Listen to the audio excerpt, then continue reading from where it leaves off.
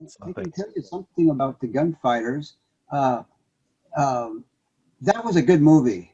I mean, some movies like Captain Calamity and some others in Zontar are kind of. But Gunfighters is a good movie. It made so much money at the box office that the producer, Harry Joe Brown, and Randolph Scott, the star, got together and started their own production company and made about 13 more westerns after that together as their own production company because the Gunfighters was such a successful film.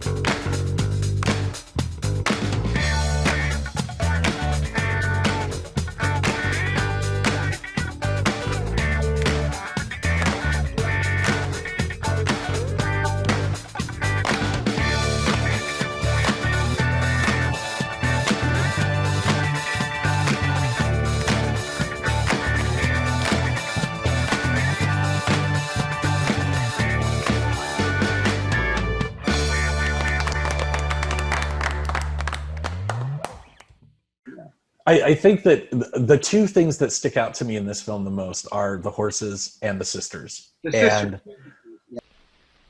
you can tell she's the one that likes to party. I guess. Were they twins? Did we look that up? Because no, they're not twins. They're completely Dorothy Hart and Barbara Britton. They're not related at all.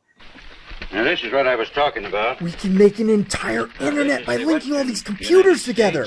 Really, the bad girl in this one, this was her first big movie part. I know Johnny O'Neill was right. Johnny? He told me you were prettier than a bunch of violets stuck in the ear of a red cow. Please don't sing a song. Please don't sing a song. Wow, because that casting director knew exactly what they wanted. They got it twice. Now let's see it, sister, because I have to have it. Speaking of sister... She doesn't have your bullet. I have it. This is just getting better and better. I officially love this town. Like, they look too similar for the plot of the movie. You two study a piece. And I can't tell you girls apart. One of you needs a bell. And the ruby red lips. The ruby red lips. That's one thing about the old westerns. The women always had like clean clothes, makeup, and really ruby red lips. She's obviously trustworthy. Why? Her ruby red lips, of course. The fact that we had these two sisters in the movie and we didn't do something with Shannon and Jennifer, it just really upsets me. Which sister is this? I still don't think you and your sister are anything alike, Bess. And that's the way I like it. This was real. Like, I don't know about anyone else, but in Tahoe, we literally couldn't tell them apart. We kept asking each other, like, which one is that? Look, you said you were interested in me. How interested? Super duper interested. I didn't want to say that now, but I'm like, I really am not sure that I know which is which. Good enough. You're one of them. Another line that I thought was to me, was a funny one, it made me laugh, was when Randolph Scott, Brazos, and I forget if it was the good girl or the bad girl, were riding out of town on the buckboard, and they said, so she's playing both sisters? And they were never seen again. I love, like, whenever they ride into some, like, scene, there's, like, a narrator, you know, like, oh, you Brazos, you did this again. And, like, each time we're like... So goodbye to the guns, and may you rest in the peace you never had. The horse does great voiceovers. There'll be like a big scene and lots of music and chaos, and it was almost too much when we had lines over their lines and the music. It was like, ah! And then all of a sudden the scene would come to a close and they'd just stop the music. Notice that? Just be done in like the next scene. I faked my death. All I need now is a body. Meanwhile, in a closet...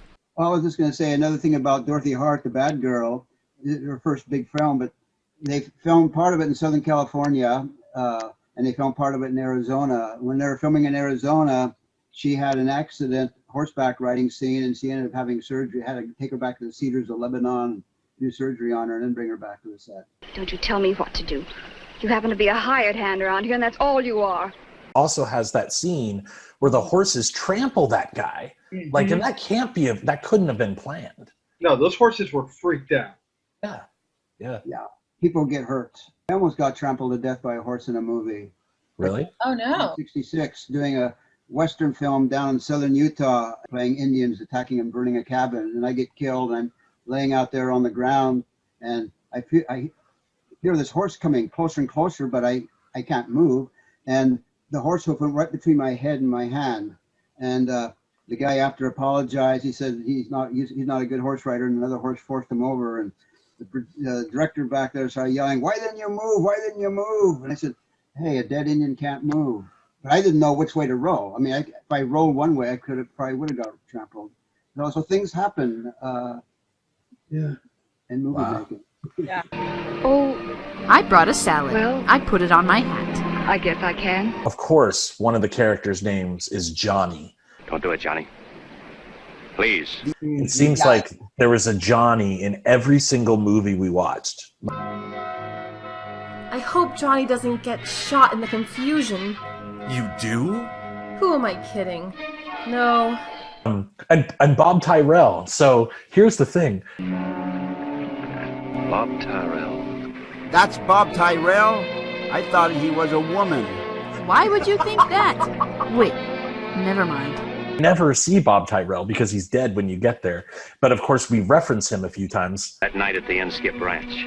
Bob Tyrell? Never heard of him. I didn't stop with this film. we reference Bob Tyrell in all kinds of films. Just don't ride behind Bob Tyrell. Just take my word for it. We brought Bob Tyrell up. His death did not go unrewarded. Bob was a good friend of mine. Too bad there's no way for him to say so. He was a good There is friend a of way. mine. We watched. I keep dying about you kept it in. Guys, bunch up so one bullet can take us all. And I start laughing hysterically, and you left it in. That is so funny. It will go great for the fish and chip fry. I'm the fish fryer. Little joke. Just right off the bat, we had a really dirty joke, which is always your role to say. Twin sombreros? That was my nickname in high school. That was my nickname. Horrible. Come on, Hangman. Seriously, on, their Willie. gang is called the Hangmen. You'd think he would have seen that coming in. Gosh, I forgot about all that stuff where, oh, I just can't do it because I'm a woman. Still don't understand why they won't let us play. Well, obviously, we're not smart enough to play being women and all. When I was writing that, I was trying to think, what would Dan's version of what he thought that they would say? Oh, that's Dano. He's the smartest, handsomest gunslinger in all the West. Oh, what I wouldn't give to have him protect me and take care of me. Oh, no, sir. Like, oh my God, everybody. Oh. It was a really demented story that he had in his head. Sheriff, we're just women. Can we leave now? Of course. The women can leave. Did we do the green screen scene the same time we did the rest of the film?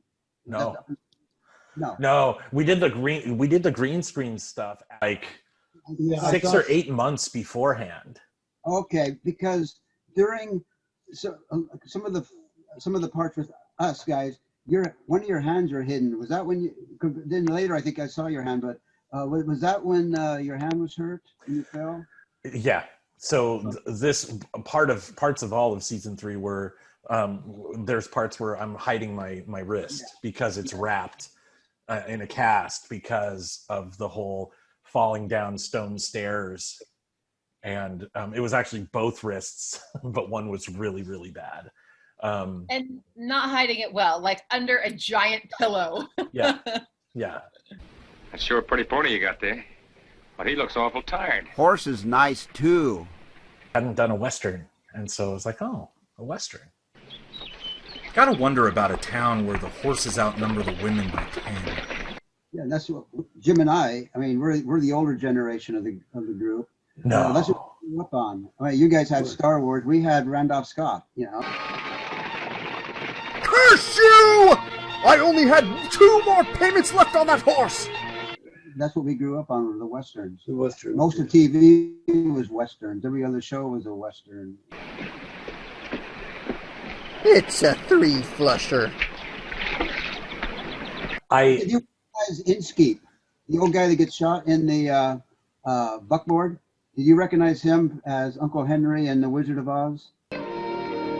So is that Mickey from Rocky?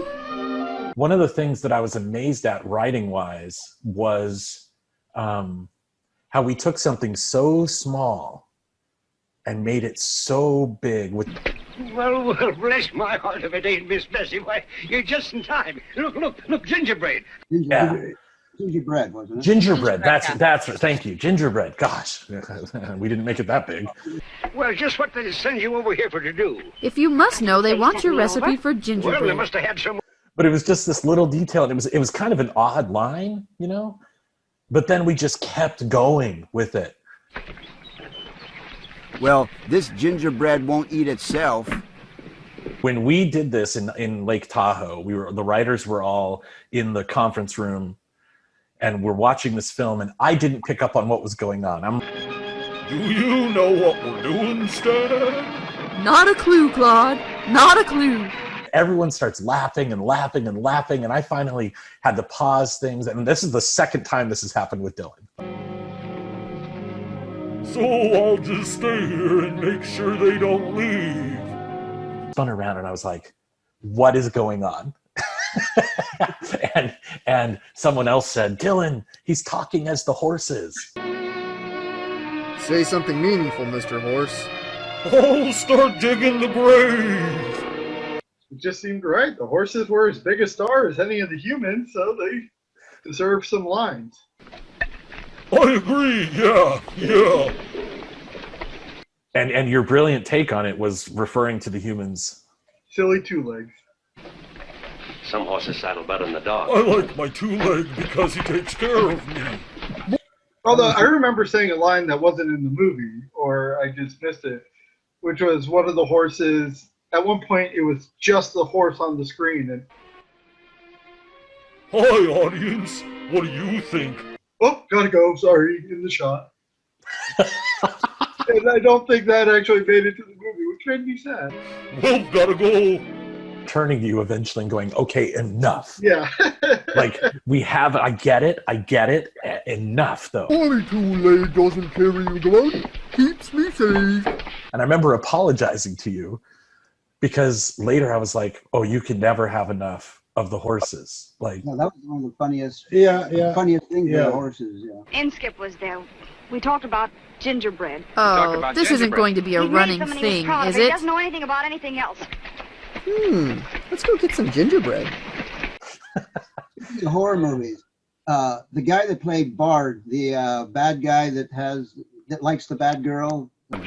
Are you good looking? Never mind the high. I was talking to what's your the matter horse. with you? Did you bust? But he was a hero. He saved Fay Ray from King Kong in the original King Kong. But I won't. He's too good for you. Well, I don't want to date him. I want to shoot him. Inskip. There you go. When he's on the cart and it's out of control and he's flying, sometimes his hat's on and sometimes it's off, and not always in the same. Most of his hat was off, and the faraway shots, his hat was on. That's when the stuntman was doing it, and I guess. But old Forrest Tucker shot the poor old guy. But, you know, I like. It's just a film, Tom. Yeah, and I think the. I just miscalculated my man. That's all. No, he didn't. P.S. I'm alive. I really enjoyed the green guy sneaking around the sheriff's office.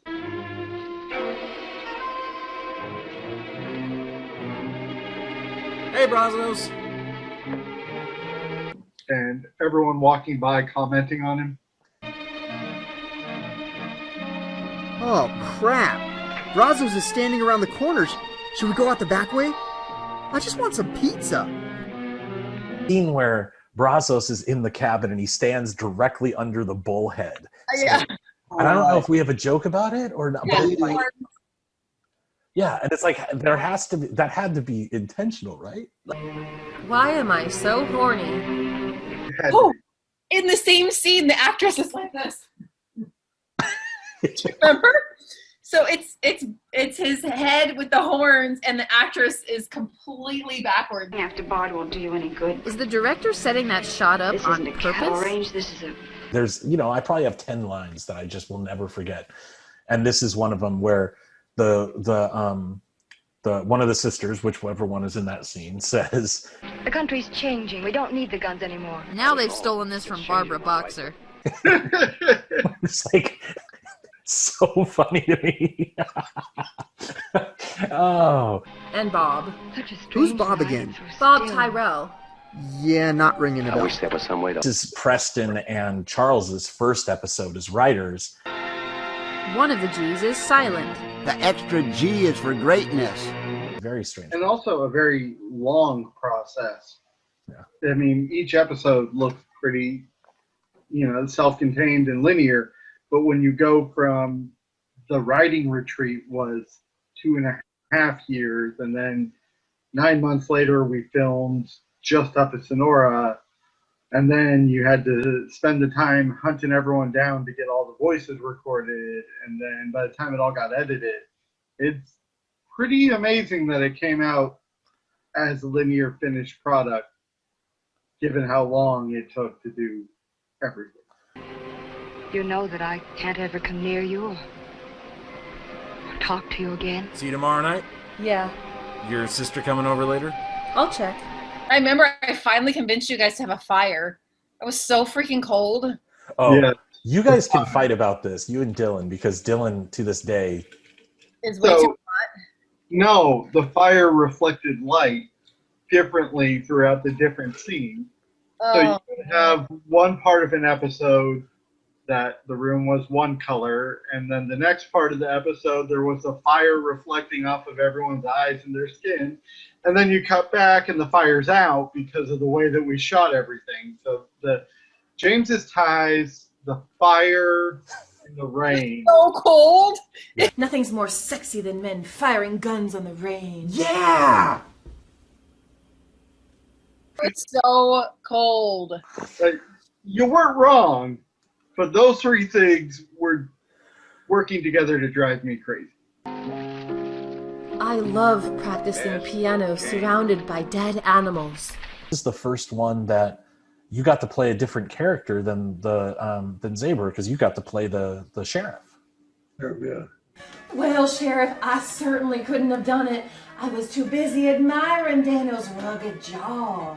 I seriously hate you right now. Well, that just leaves you, little lady. Yeah, I think I adopted a little bit of his character into it, but it was different. Do you have any idea who that guy was? Yeah, like Zaber, most of the time, I'm not the sheriff, but most of the time it's Zaber. Always try to give him an air of suspicion. There's something suspicious about him. What's his motive? No one knows. Only he does, maybe. I'm always interested in eating new neighbors. Wait, what? Meeting new neighbors. I also remember the costumes because we had no time to, I would just bring in these costumes and hope they worked. And I remember that we had zero fittings. We had no idea that they were going to fit. We were so lucky that happened. I'm a cyborg cowgirl. Come on, guys. Yeah, still not working for me. The holster, a friend gave it to me. He bought it at an MGM auction. It was a holster used by Robert Taylor in one of his westerns. Shoot him! Shoot him! Oh, wait. We left the story already? Oh, drat. And I don't remember if we figured out, did Tom eat the papers or did he eat there was horse poop or something? Something made me sick. I'm pretty sure it was the cow poop. I don't think those are really cookies. I don't feel so good. Yeah. Somebody put Dan brought them in to make the place smell more western. Authentic, yeah. So there's one good sister and one evil sister? Yes. When is there not? And we had that bit where Wyatt sits down and he starts coughing. And of course, Wyatt doesn't know what's going on. He just got there. And he just holds that.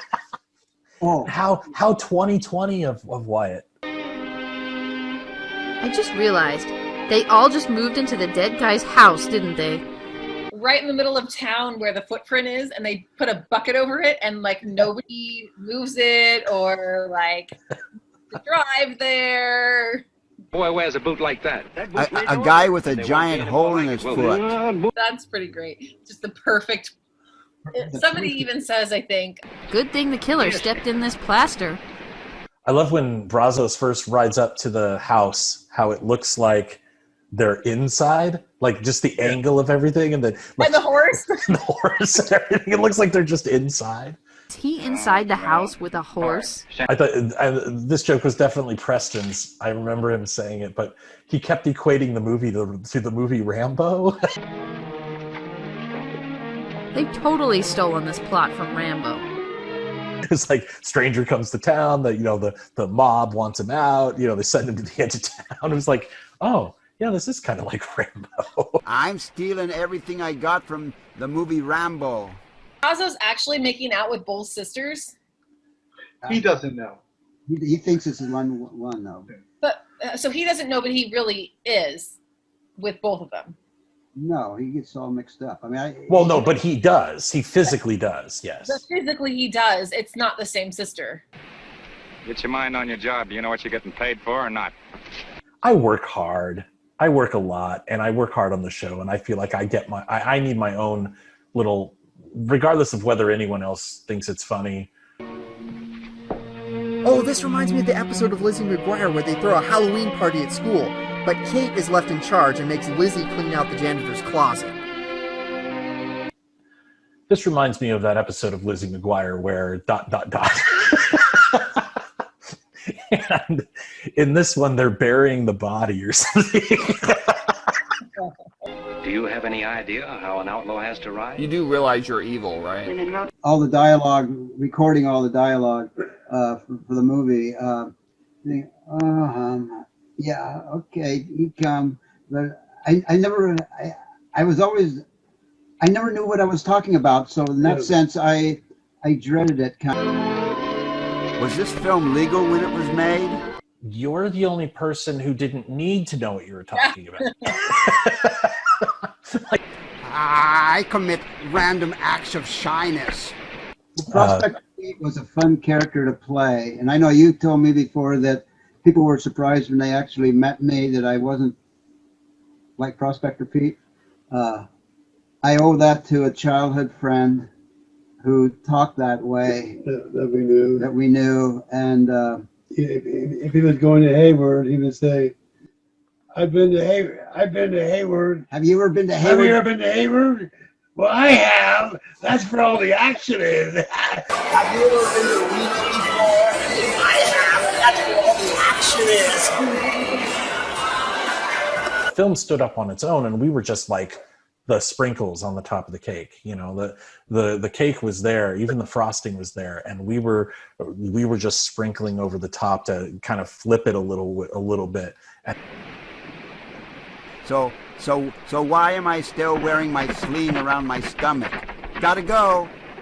One of my favorite jokes, and it's so stupid, and Tom, it's your delivery, I think, that saves it, is when Brazos first comes up to the cabin.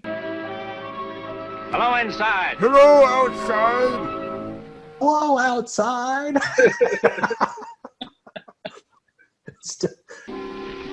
Oh, Jane, I'm sorry about this. There isn't anything we need to say. So which one's the good one? I think they're the same person. That was one of my fun location shots. I enjoyed the time in Sonora.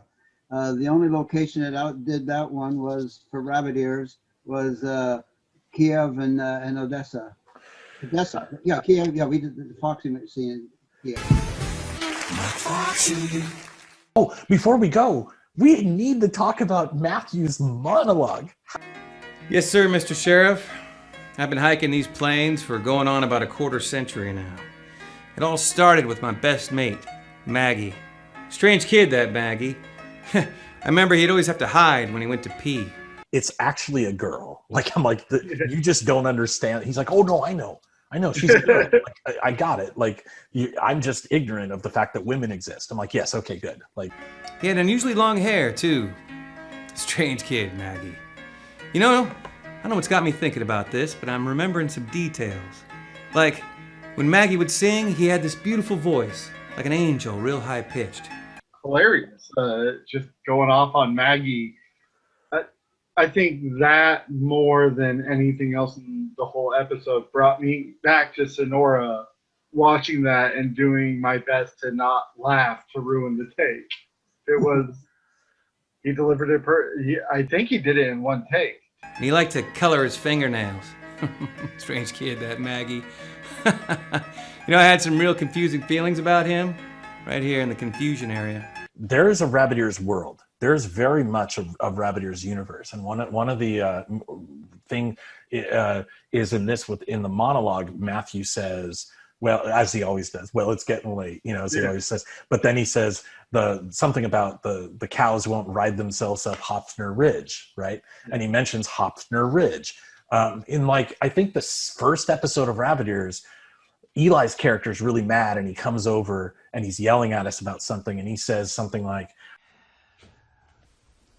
"Do you have anything to say for yourself? Nothing? You know, I looked the other way when you guys stole that shopping cart and rolled yourselves down Hofner Hill. But this is too far." And then a couple other times we mentioned Hopfner Hill. It's a place in this world of Rabbit Ears, there are definitive things that we, reference. Like, it's not just random out of our heads, some of it is, but we actually created this neighborhood and these landmarks. And then in season 4, which I was so proud of, we find out what Hopfner Hill is. The Potemkin Stairs in Odessa, going up the cliff with all the columns. Who wrote the hobo speeches? They're good. They're good because Matthew's a good actor. I'm just kidding. No, I really think so. And but they're sweet, and they're sad, and they're hilarious. And that is really a difficult combination to pull off. Yeah. So that's writing and acting. Yeah. Well, it's getting on evening now, and them cattle ain't gonna wrestle themselves up to Hofner Ridge, are they? All right. You might have a good evening.